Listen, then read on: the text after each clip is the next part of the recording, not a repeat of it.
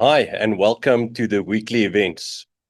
Before we get started with our weekly events, do you enjoy this program in English or would you rather have it been done in Afrikaans? Please let us know in the comment section. We start off by talking about two presidents of South Africa. The court has ordered Jacob Zuma to pay back almost 29 million rand of state-funded legal fees for his defense in an arms deal corruption case that has been going on for more than 20 years. He has exhausted every legal way of prolonging or circumventing this outcome now for years. Now he has 60 days to pay the money with interest. Otherwise, all of his assets, including his presidential retirement fund, can be seized to pay. Wonder if the Guptas might send him a lifeline. Now on to the businessman, the one that would have restored South Africa's economy.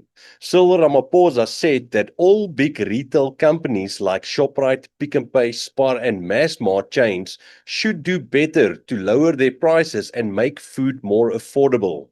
The irony is that him and his government and his ruling party has caused this problem. Our country has gone down to junk status. We have tariff against us. We care more about BEE status. Our petrol and electricity has gone up significantly. Our ports don't work properly, and so on and so forth. How can the food price problem be laid at the door of retail companies? I thought he is a clever businessman. Maybe it's just to make him and his party look good and fool the masses once again. Blame other people and be the victim. Now over to international news.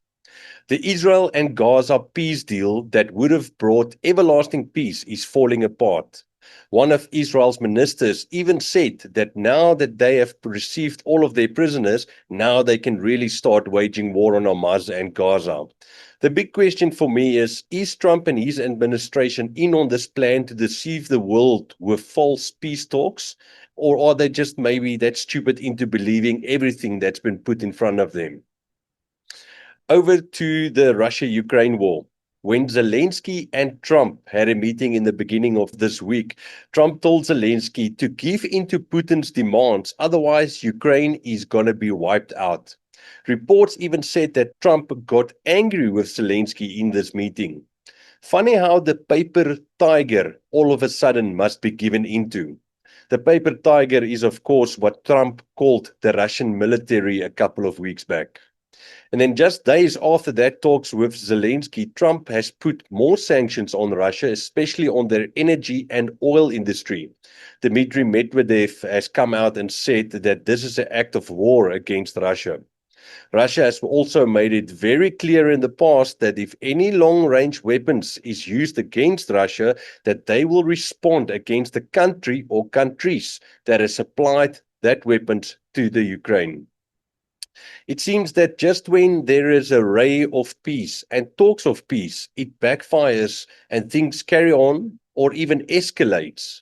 This is not just true with the Russian, Ukraine and Israel, Gaza wars and conflict, but all over the world at the moment.